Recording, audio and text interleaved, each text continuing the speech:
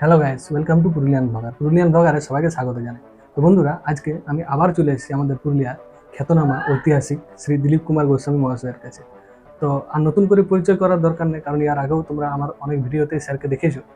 তো আজকে আবারও স্যারের কাছ থেকে পুরুলিয়ার কিছু কিছু ইতিহাস আমরা জানার চেষ্টা করব।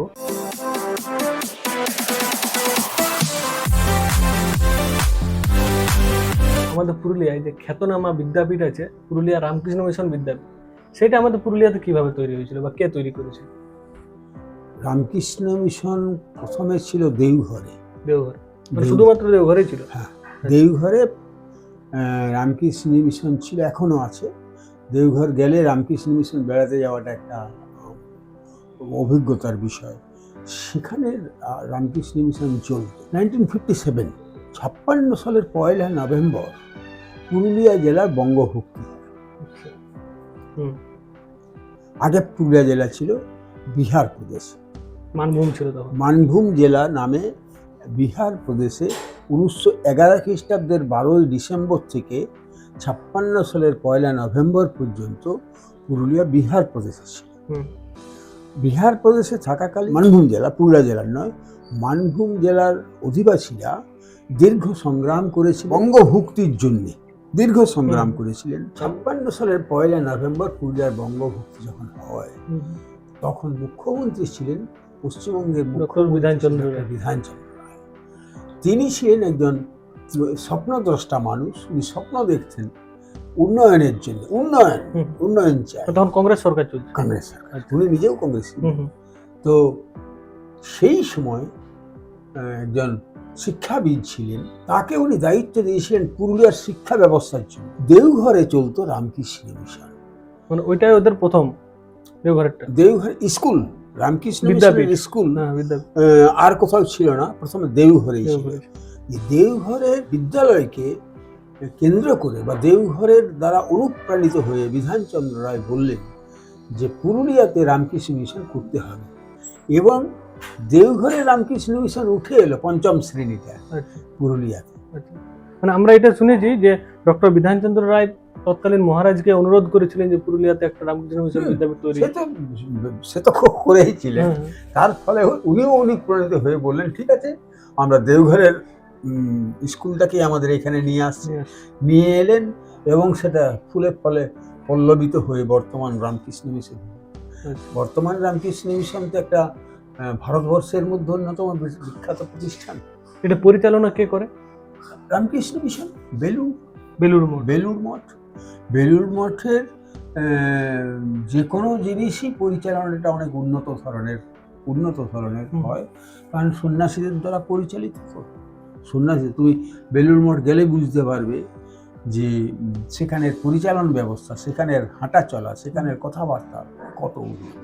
তুমি গেলেই বুঝতে পারবে যে আমরা যে জীবনটা কাটাই, ওদের জীবনে তার চেয়ে আলাদা, মানে ডিসিপ্লিনের মধ্যে।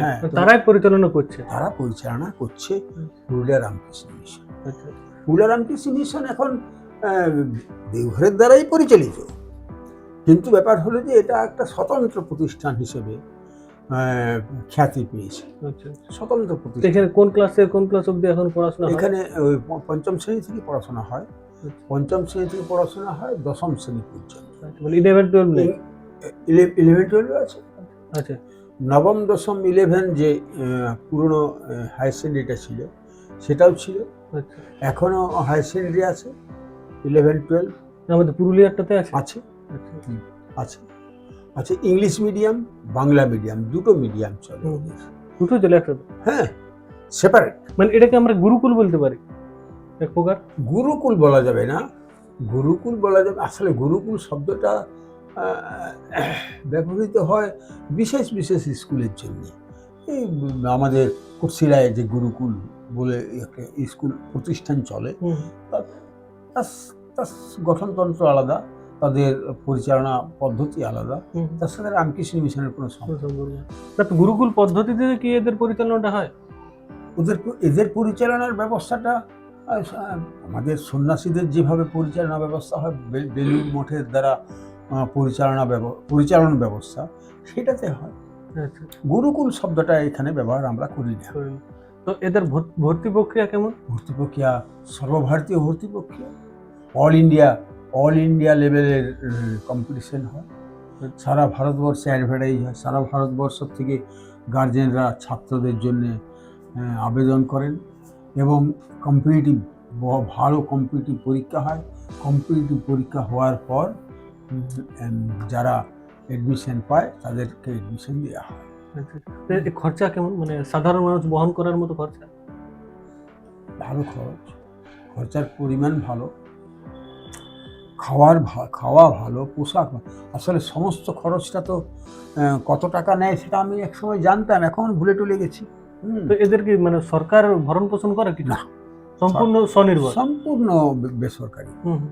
সম্পূর্ণ বেসরকারি, সম্পূর্ণ খরচ আমার ছেলেকে যদি আমি পড়াই আমার দায়িত্ব। তো মোটামুটি এটাই ছিল আমাদের রামকৃষ্ণ মিশনের ইতিহাস।